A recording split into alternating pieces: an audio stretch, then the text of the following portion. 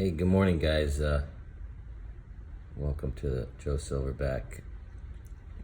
I've been thinking a little bit about something Martin told me long ago. He said, and what he said is traditional wisdom. You'll find it in other places, but his comment to me was, choose your battles wisely. He would stick his finger in my face and say, if you want to take care of your wife and if you want to take care of your children, you need to dedicate your energies to them first before you go out and rescue anybody else or save the world.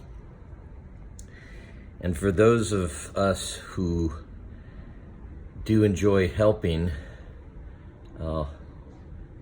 giving back, and one of my messages is about building up enough to take care of your family and then have some extra in reserve. So what I say is a little more than enough. And I talk about that from a standpoint of nature and from a standpoint of balance. It's not important to me if you're listening to this and you come from great wealth or you come from great poverty. My message is just about what we do with our lives now. Obviously, if you get to a stage where you're comfortable and you have a little more than enough and you have taken good care of your family, the older you get, the more you will want to see what you can give back to others. It's a beautiful aspect of our culture, and E.O. Wilson talks about the biophilia principle, and in the biophilia principle, as best as I understand it, and maybe my own creative imagination, is about a love of life, that human beings, for all of our destructive qualities, we also have something that wants to help out a stray kitten, help our neighbor when they need it. There's millions and millions of examples of how human beings help each other, help other animals, and even help flora in natural habitat areas. The Green Belt movement, tree planting movement, that's just one of many. So today, one of the things that I have been thinking about for a long time, and now that my last son is out of my day-to-day obligatory consciousness, some things that I've been dreaming about doing, I've started to do.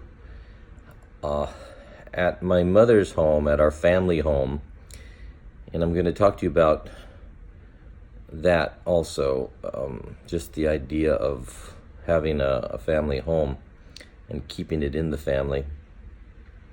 But at our family home, my mother and I had a connection through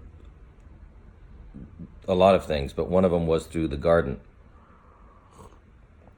And her great joy was to have me come and garden with her, and particularly weed.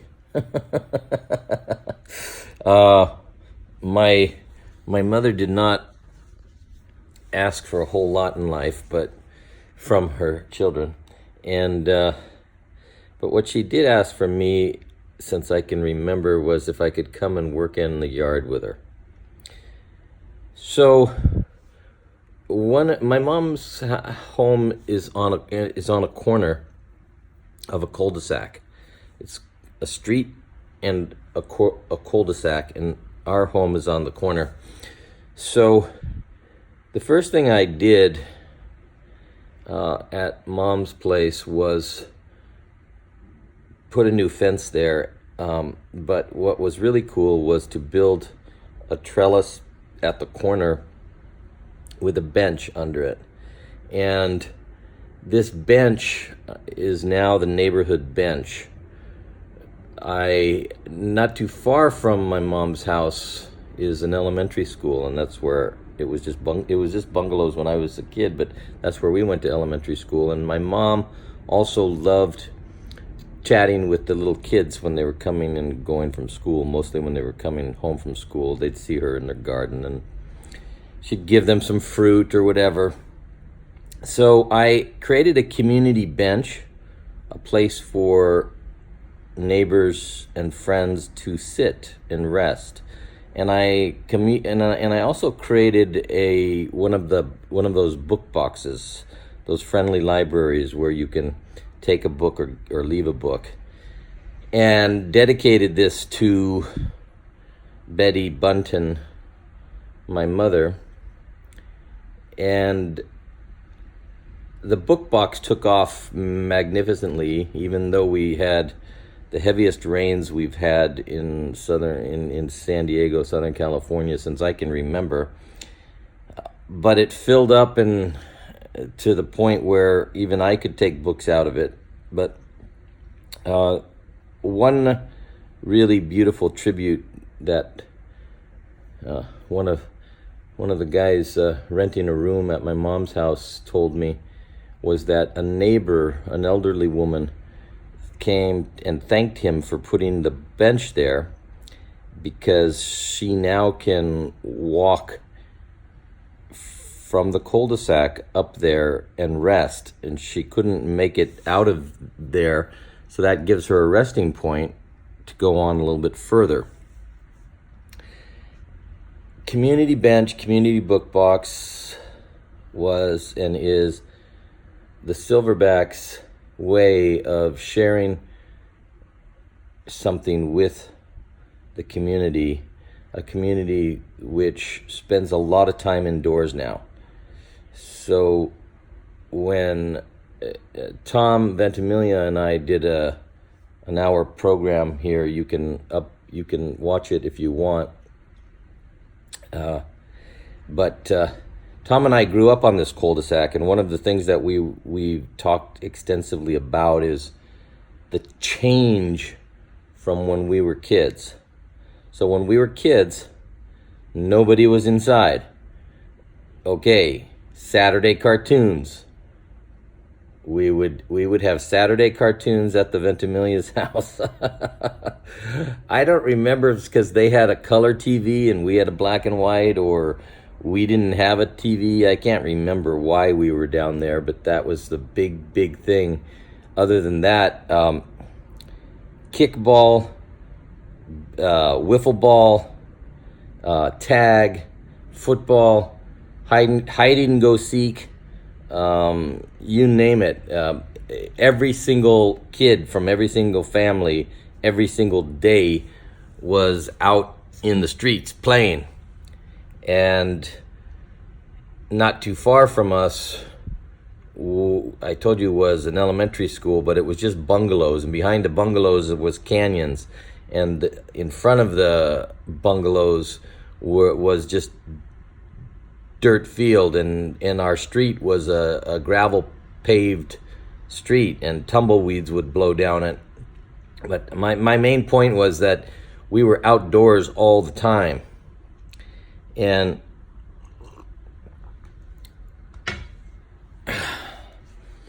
in going and returning to my mom's home in the last 2 years of her life and spending a lot of time with her, walking the streets with her, one of the saddest sights for me is a community that has no children outdoors.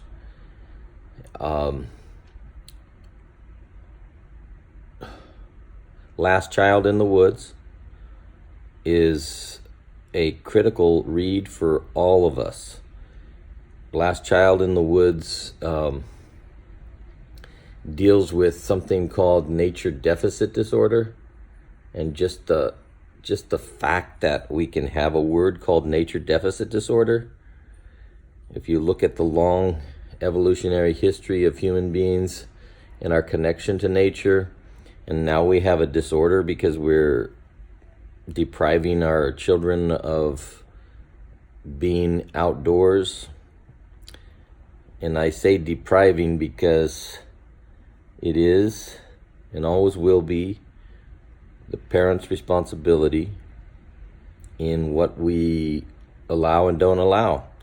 And all I can tell you is I'm begging you to consider allowing your children to have some time in childhood where they don't have technology, where they're forced to deal with nature inside themselves and the natural world outside themselves.